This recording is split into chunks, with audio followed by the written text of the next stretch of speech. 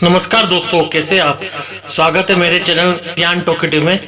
दोस्तों, आज की कहानी शुरू करने से पहले मैं आप लोगों को धन्यवाद देना चाहूँगा, अपने सारे सब्सक्राइबर्स को जिसने मेरी कहानियों को सराहा है। जैसे कि मेरी कहानी गौतम बुद्ध पे थी, लालच बुरा वक्त कट जाएगा, उसको काफ़ी अच्छा रिस्पॉन्स मिला है। तो दोस्तों, वैसे ही आज अक्कलकोट के स्वामी सरमहत महाराज की एक बेहतरीन कहानी सुनाने जा रहा हूँ। ये कहानी सुन के जरूर आपको दुनिया और जीने का मतलब समझ में आ जाएगा। चलो शुरू करते हैं ये कहानी। एक बार की बात है, स्वामी समर्थ एक सभा में बैठे थे लोगों की परेशानियां सुनने के लिए। लोग एक एक करके अपनी सारी परेशानियां उन्हें बता रहे थे। तो उसमें से एक बालक आया जो काफी गरीब था। गरीब इसलिए बोल सकते क्योंकि उसका पहनावा पूरा वैसा ही था, फटे हुए कपड़े, सारे ओर से चीथरे हुए, और उसकी शक्ल भी ऐसी लग रही थी कि काफी दिनों से उसने कुछ खाया नहीं था। तो वहां पे आके वो स्वामी समर्थ जी के चरणों में झुक गया और रोने लगा। और स्वामी समर्थ महाराज ने अपने एक भक्त से कहा कि इस बालक को शयन कक्ष में जाके कुछ खिला पिला दो। तो वो भक्त उसे लेके गया। स्वामी समर्थ जी के भक्त ने उस बालक को खाना खिलाया। खाना खाने के बाद उस बालक को निंद्रा आ गई, वहीं उस कक्ष में सो गया। उसके बाद स्वामी जी का भक्त जो था वो बाहर आया, और जैसे ही स्वामी जी की सभा पूरी हुई, वो भक्त स्वामी जी से कुछ पूछना चाह रहा था, पर वो भक्त के अंदर उतनी हिम्मत नहीं थी पूछने के लिए। पर स्वामी समर्थ तो अंतर्यामी थे। उसने उस भक्त से कहा, पूछो, क्या पूछना है आपको।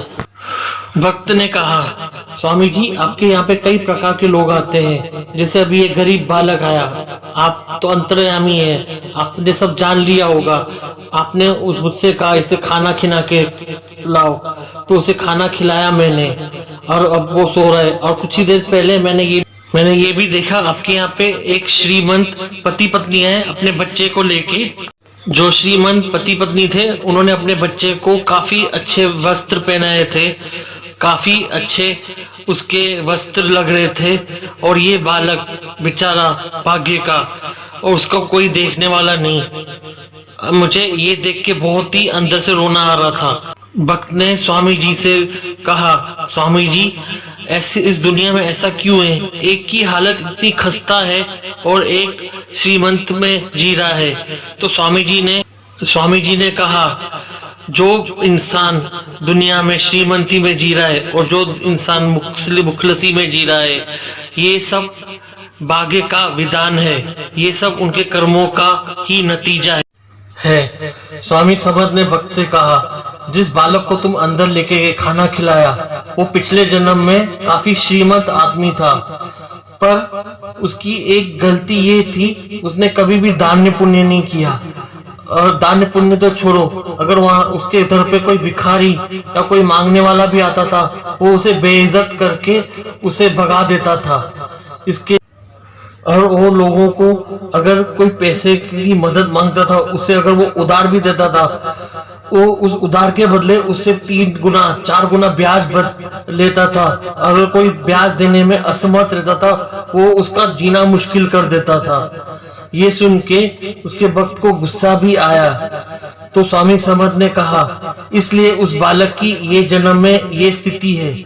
तो स्वामी समर्थ ने कहा, जो भी इंसान दान पुण्य नहीं करता, दान पुण्य तो छोड़ो, अगर किसी का हक मारता है और किसी को प्रताड़ित करता है, तो उसको अपने बुरे कर्म का फल इसी जगत में बिताना पड़ता है। अगर वो पिछले जन्म में उसका कुछ कर्म का फल बाकी रह गया, तो उससे अगले जन्म में उसे बिताना ही पड़ेगा।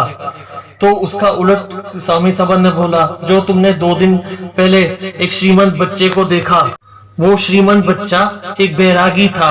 वो सारा दिन प्रभु के गुणगान करता था। उसके खुद के पास अगर खाने को नहीं रहता था, वो मांग के खिलाता था लोगों को, और खुद भी खाता था, और कभी ज्यादा नहीं पड़ता था तो किसी गरीब को या भूखे को वो खाना खिला देता था। तब उसको ये फल मिला है। इसीलिए ईश्वर ने उसे एक श्रीमंत परिवार में जन्म देके भेजा है।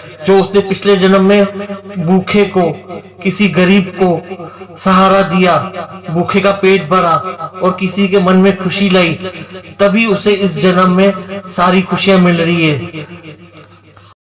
स्वामी जी मुस्कुराते हुए अपने भक्त को बोले, बिन मांगे मोती मिले, मांगे मिले ना भीख। भक्त इसका मतलब जान गए और वो चुप बैठ गए। दोस्तों आज की कहानी बस इतनी ही।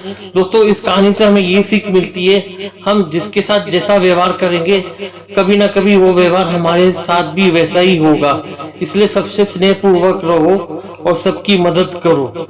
दोस्तों अगर आज की ये कहानी पसंद आई हो तो मेरी इस कहानी को लाइक, शेयर और अपने दोस्तों, फैमिली के साथ सब्सक्राइब जरूर करना। और ऐसी ही बेहतरीन कहानियां मैं लाता रहूंगा। और बेल नोटिफिकेशन दबाना मत भूलना, क्योंकि आप बेल नोटिफिकेशन प्रेस करोगे तो जो भी मेरी पहली कहानी आएगी वो आपको नोटिफिकेशन आ जाएगा। दोस्तों जय हिंद, जय भारत और एंड में जय अक्कलकोट स्वामी समर्थ महाराज की जय।